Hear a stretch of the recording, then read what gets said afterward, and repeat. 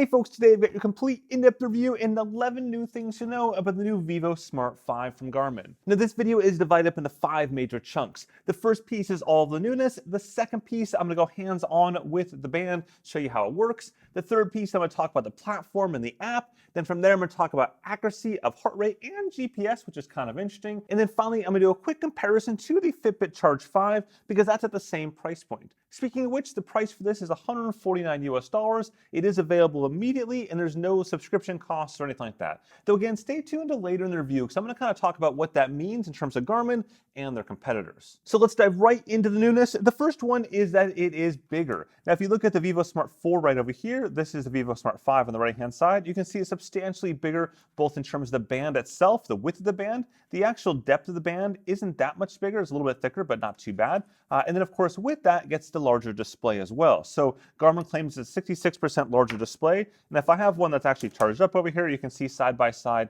that display difference there. It is quite noticeable, both in terms of basic readability because the text is larger, but it also allows them to cram more information in there. For example, this screen here has 3 data pages versus the normal screens on the Vivosmart 4 only have 1 set of data per page. And also, a quick note, you might see some like the imperfections in the display, a bit of a banding look to it. That's actually not what you see in real life. It's just because the camera and the refresh rates and trying to match it all. But again, from my own eyes, it looks clear, crisp, and stable the entire time. Okay, the next big change is the addition of a button. You see the button right there? There is technically a button on this side, but it's more of a touch button. It doesn't actually like depress down, whereas this one actually depresses down and accesses menus and whatnot. It's so much better. It's just much more clear as to what you're doing. It doesn't feel like you're just rubbing all over the place, hoping for the best. You just press it and it works every single time, like a button usually does. Okay, just a quick note. If you're finding this video interesting or useful, now's a great time to whack that like button. It really does help out this video and the channel quite a bit. Next, the bands are swappable. So in the past, you can see here, there is some screws there, but they weren't really swappable, versus now I can just simply pop this entire thing out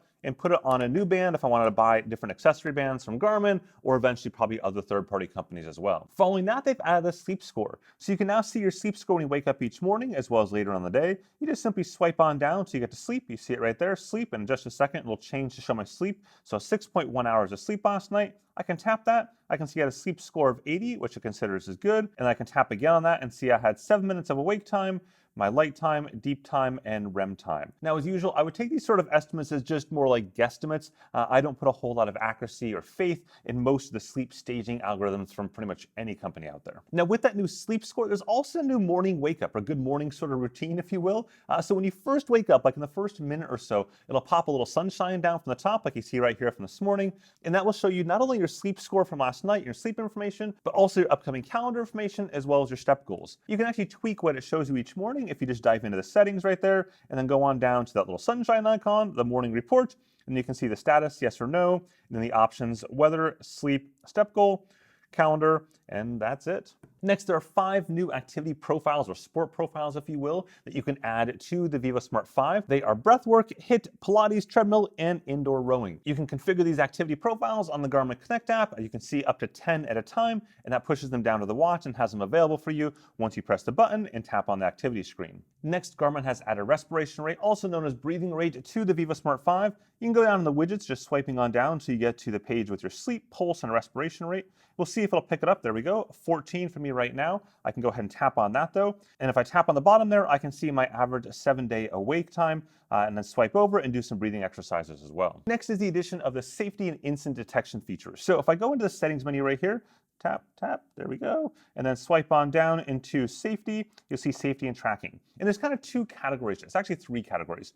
The first one is instant detection. So if I open this up, I can see on both walk and run, but bike is off. This is if I crash or basically fall or trip, it'll go ahead and detect that sort of G-force impact and then notify my friends and family that I've configured in the Garmin Connect app using my phone. Meanwhile, if I go back one option there, you'll see there's live tracking is on. This will automatically send my pre-configured contacts like friends and family a link that shows my current location on a map, again, assuming I have my phone with me. And then the very last option is emergency assistance. So in this case, if I just simply hold this button down for about 5 to 8 seconds, you'll eventually see it'll pop up right there. So give it a couple more seconds. There we go.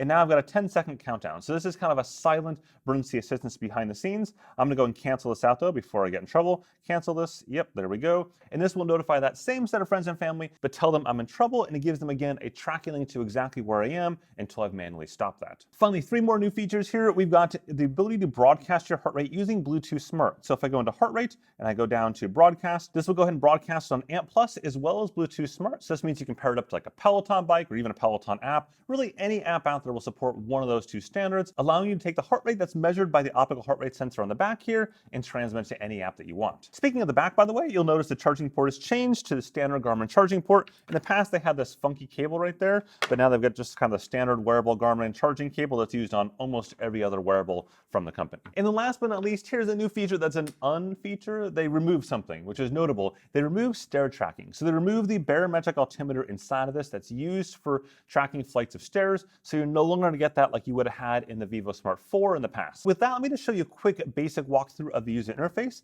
This is the watch face right there itself. You can customize this slightly. There's a few different options that are on the watch that you can choose, but there is no Connect IQ downloadable watch faces.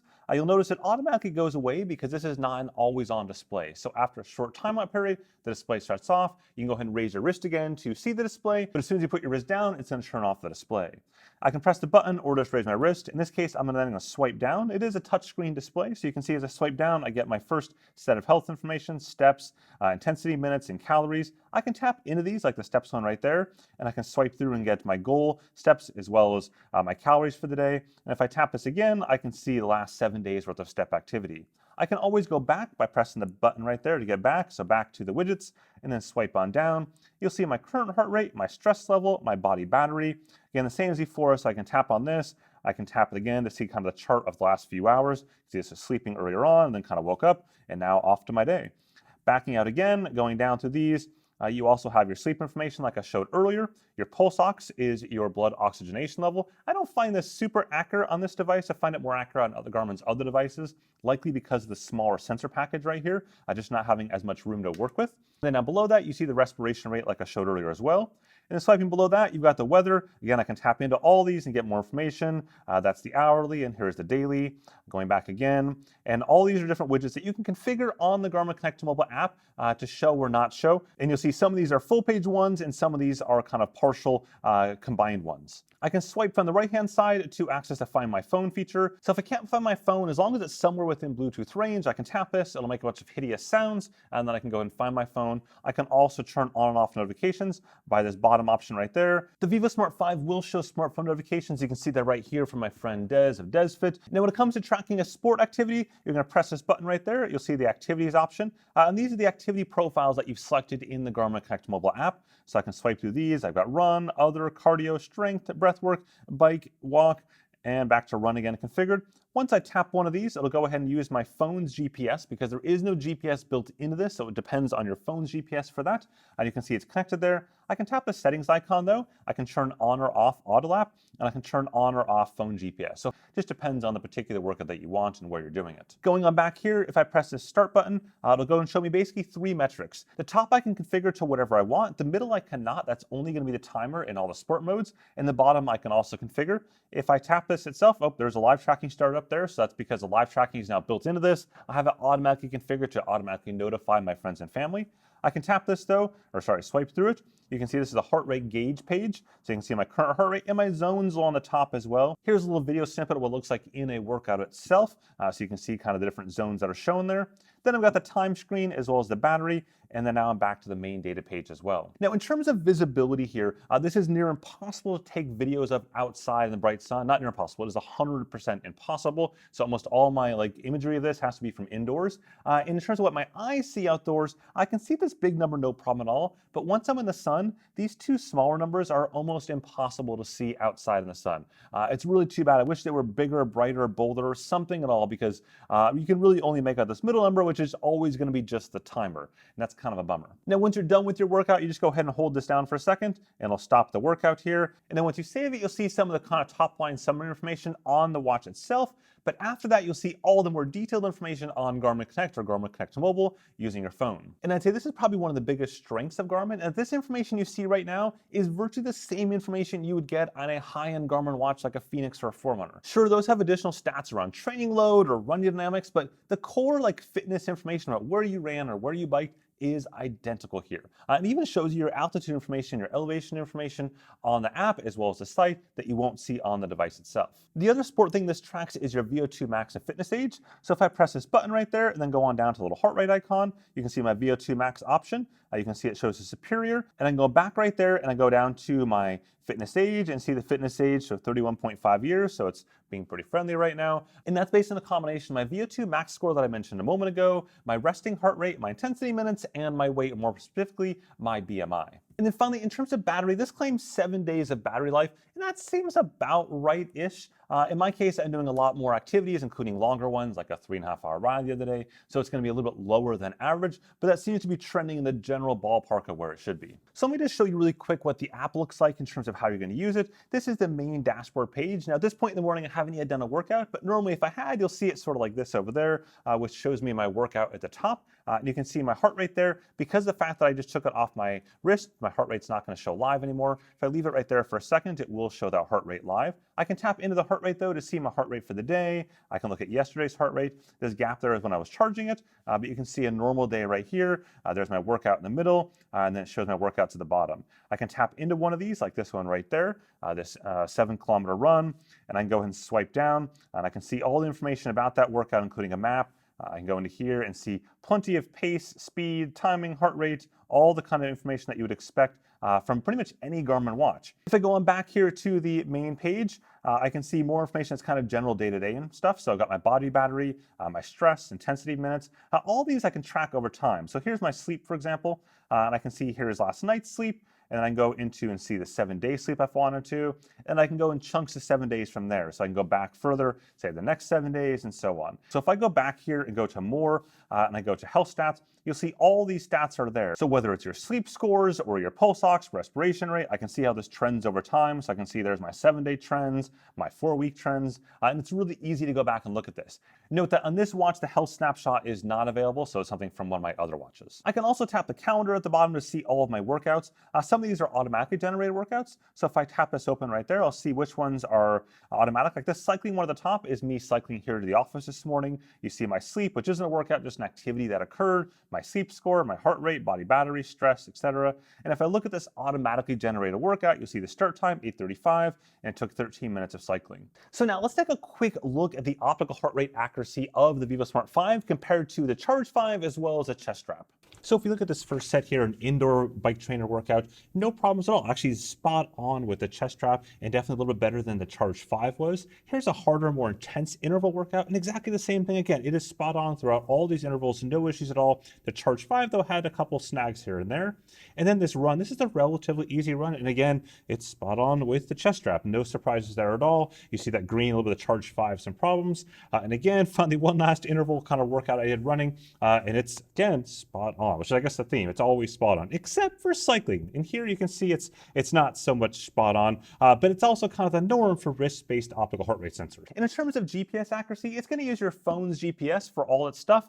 So it's going to be whatever the GPS accuracy of your phone is, including the placement. I had no problems on any runs. It was pretty much the same as my other Garmin watches, but on one bike ride, it way overestimated by like 20 kilometers. So it had like 110 kilometers or so compared to the 87 kilometers that I actually rode. And there's no clear reason why. I asked Garmin, they didn't have an answer either, so not sure what was up with that. On the flip side, the Fitbit Charge 5 on my other wrist, also using the same phone for GPS, only tracked 0.7 kilometers before it stopped tracking for some reason. Though all my other workouts, the Fitbit matched the Garmin using, again, the same phone source without any major differences. So I think this is a good time to talk a little bit how the Vivosmart 5 compares with the Fitbit Charge 5 that's here in my wrist.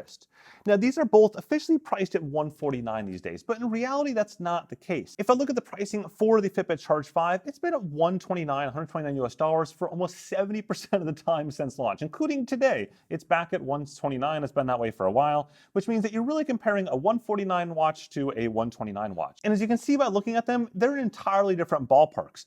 The clarity of the display, the AMOLED display here on the Fitbit Charge 5 is just so nice compared to this kind of boring and black and white white display here. And while the battery life on the Fitbit Charge 5 is 5 days and it's 7 days on the Garmin, so Garmin does have an edge there, the next big difference is that the Fitbit has GPS versus the Garmin has connected GPS. The Fitbit can also do connected GPS. In fact, you probably should, because the GPS on this is pretty horrible by itself, at least if you want accurate heart rate. Check out my full in-depth review for that, where I basically show that you have to choose between accurate heart rate or accurate GPS, depending on what you want for that workout. But once I switch to connected GPS like the Garmin, then it's using the same source, my phone, for both of them, so that becomes a wash. In my experience, the Garmin's optical heart rate sensor is just simply more accurate on the Vivosmart 5 than the Charge 5, looking at my workouts, including intervals as well as steady state workouts. But for day-to-day stuff, it's pretty much the same and just fine. However, the Fitbit Charge 5 does have ECG functionality, which the Garmin doesn't have at all. Just like the Vivosmart 5 doesn't have any contactless payments, the Fitbit Charge 5 does. And this, of course, is just sort of the tip of the iceberg. I got probably a separate video coming comparing these side by side for all these sorts of features.